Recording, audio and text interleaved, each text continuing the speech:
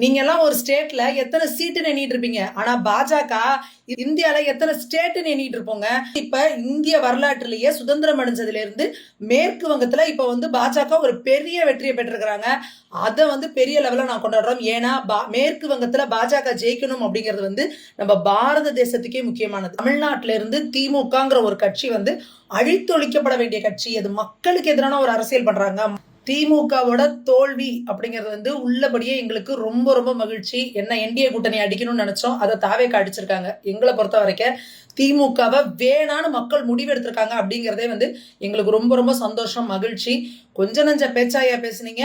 மன்னர் பரம்பரை என்ன, நாங்க மண்ணாங்கட்டி பரம்பரைன்னு பேசிக்கிட்டு எப்படி எங்க ஸ்டாலின் ஐயா படுத்துக்கிட்டே ஜெயிப்பாராம். இப்ப போய் வீட்டுல பொறுமையா படுத்துக்கிட்டே இருங்கன்னு சொல்லி கொளத்தூர் தொகுதியிலேயே உங்களை தோல்வி அடைய வச்சு ஓட வச்சுட்டாங்க. அப்போ நீங்க இன்னைக்கு இந்த திமுக காரங்க எல்லாருக்கும் இன்னைக்கு என்ன பிரச்சனைனா, நீங்க இந்த என்டிஏ கூட்டணியில இருக்கிறவங்கள்ட்ட அடி வாங்கி இருந்தா கூட பரவாயில்ல. இந்த இத்தனை வருட பழைய கட்சி, பாரம்பரியமான கட்சி, நாங்கள்லாம் அப்படி எங்க தாத்தா காலத்துல அப்படின்லாம் சொல்லிட்டு இருந்தீங்க. இன்னைக்கு சின்ன பசங்க அடிச்சுட்டாங்களோ உங்களை, யாருன்னே பேர் தெரியாத 2 வருஷத்துக்கு முன்னாடி கட்சி ஆரம்பிச்சவங்கலாம் இன்னைக்கு உங்களை அடிச்சிட்டாங்க. அதுவும் மிகப்பெரிய வாக்கு வித்தியாசத்துல உங்களை தோற்கடிச்சிருக்காங்க அப்படிங்கிறது தான் திமுகவுக்கு கிடைச்சிருக்கிற மிகப்பெரிய தோல்வி. மக்களை நீங்க எவ்வளவு உதாசீனமா நினைச்சீங்க.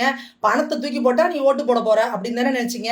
நீ எவ்வளவு பணத்தை கொடுத்தாலும் நான் வாங்கிக்குவேன், ஆனா உனக்கு ஓட்டு போட மாட்டேன்றத தமிழக மக்கள் முடிவெடுத்தாங்கல்ல.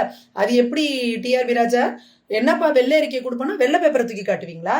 எவ்வளவு திமிரு உங்களுக்கு. அதான் மக்கள், நீ காசை கொடு, வெள்ளி கொலுசை கொடு, தங்க காசை கொடு, அண்டா கொடு, ஹாட் பாக்ஸ் கொடு, ஆனா நாங்க உனக்கு காட்ட போறது அதை வெறும் வெத்துத்தாள் தான், வெள்ளை பேப்பர் தான், போயிட்டு வா அப்படிங்கிறத தமிழக மக்கள் முடிவெடுத்திருக்கிறாங்க.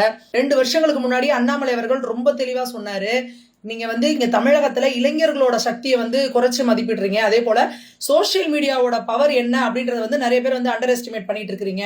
இனி வரும் காலம் சோசியல் மீடியாக்கான காலம். அதுவும் மிகப்பெரிய அரசியல்ல ஒரு இம்பாக்டை ஏற்படுத்தும். இளைஞர்களும் மிகப்பெரிய இம்பாக்டை ஏற்படுத்துவாங்க. அதே போல இனி அடுத்து வர ஆட்சி கூட்டணி ஆட்சியா தான் இருக்கும் அப்படிங்கறதெல்லாம் 2-3 வருஷத்துக்கு முன்னாடியே அண்ணாமலை அவர்கள் பேசிட்டாங்க. போனது போகட்டும். காலம் பேசாது, காத்திருந்து பதில் சொல்லும். தமிழக மக்கள் திமுக அப்படிங்கிறது தீய சக்தி, எங்களுக்கு வேண்டாம் அப்படின்ற ஒரு முடிவை எடுத்திருக்காங்க அப்படிங்கிறது எங்களுக்கு உண்மையாலுமே ரொம்ப மகிழ்ச்சியான சந்தோஷமான விஷயம்.